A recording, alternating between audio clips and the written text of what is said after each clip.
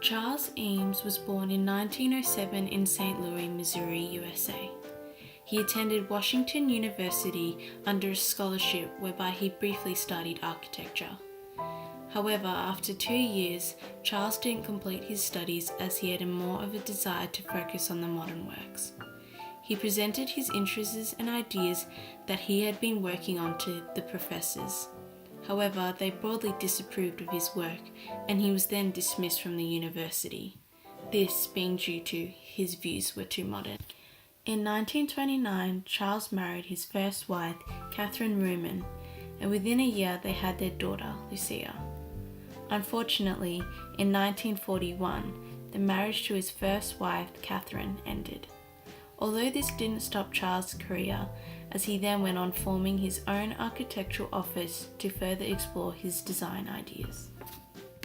One of Charles' inspiration was a renowned Finnish architect, Eero Saarinen, who was struck and impressed by his artwork that he offered Charles a fellowship at the Cranbrook Academy of Art in Detroit, Michigan in 1938, where Lee was president.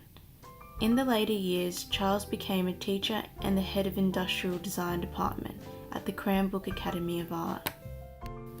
Eero Saarinen, who was the son of Lee, and Charles set out to reinvent the idea of the iconic chair, which wasn't an initial success, but fortunately won the competition at the Museum of Modern Art in New York in 1940. Their goal at the time was to create an expensive mass-produced chair which is well designed and would mold your body. Working at the Cranbrook Academy of Art, Charles and Eero chose plywood as the material for the chair design and thought that if they could mold the plywood in two directions, it would create a comfortable fitting chair. After numerous attempts, Eero scrapped the design concepts they had been working towards. However, Charles still had hope. At that time, Charles was working as a teacher in Cranbrook and is where he came to meet his second wife, Ray Kessar, whom was a talented young artist that later assisted him with the chair project that Eero and him were working on for the competition at the Museum of Modern Art. During this period at Cranbrook, Charles started to find a connection with Ray and wanted to join their future together as artists. In May 1941, Charles proposed to Ray with a romantic love letter asking for her hand in marriage, to which she readily accepted. Charles quit his job at Cranbrook, and a month thereafter, the then Mr. and Mrs. Eames started off their honeymoon with a journey from Michigan to LA. With this new chapter in life, with his inspiring partner, he intended to finish what he had started by figuring out the concepts of mass-produced molded plywood and compound curves. This started off in the makeshift workshop in their apartment at Westwood Village. The crude machine used was a molding device that made from heating coils and a bicycle pump. In 1942, with America being at war, the modern chair design was left aside as they started a new design for the US military that needed more advanced leg splits for wounded servicemen. As they were already experimenting with plywood, they were trying to make a three-dimensional curved bowl that had holes in the plywood for the bandages to thread through. They rented a warehouse workspace, and their team of designers and craftsmen made 150,000 leg splits. As they were making these designs, Charles and Ray were applying the lessons to the failed plywood chair, whereby they started to redesign and study various shapes and postures of different types of bodies, and became that the Eames design process is a process of learning by doing. As Charles said, never delegate understanding. The process was having 50 ideas, then discarding them, then do several models to try and make it work.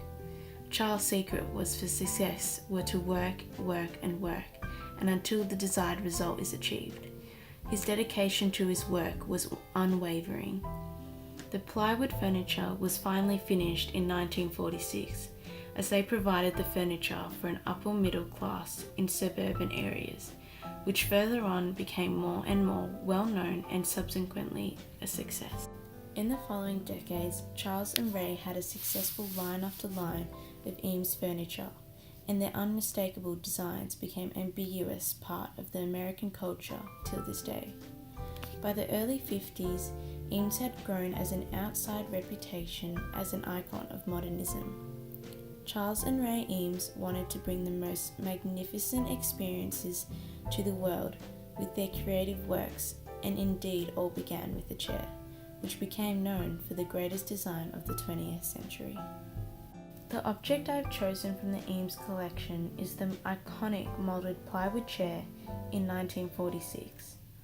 This is good design because it's innovative with crisp, clean lines using the material of plywood.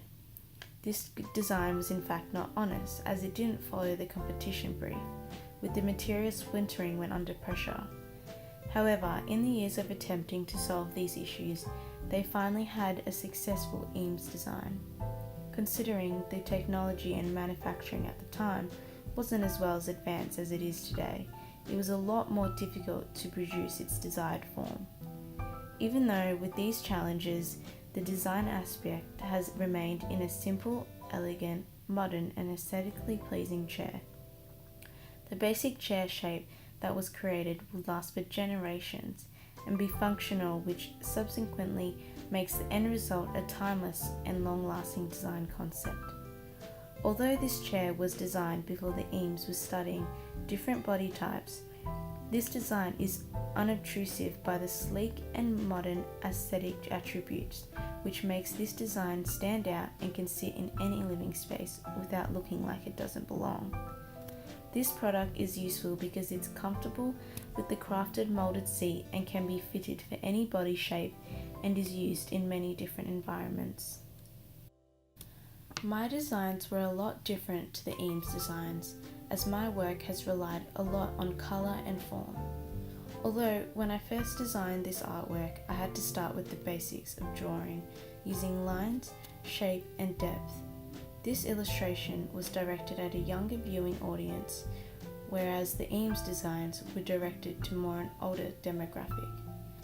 Out of the 5 principles of good design, I would say my artwork is honest, as it does not attempt to manipulate the consumer. It's just art, there's no hidden motive, therefore it's honest. The legacy of the Eames works lives on today. It is a source of inspiration for designers and architects.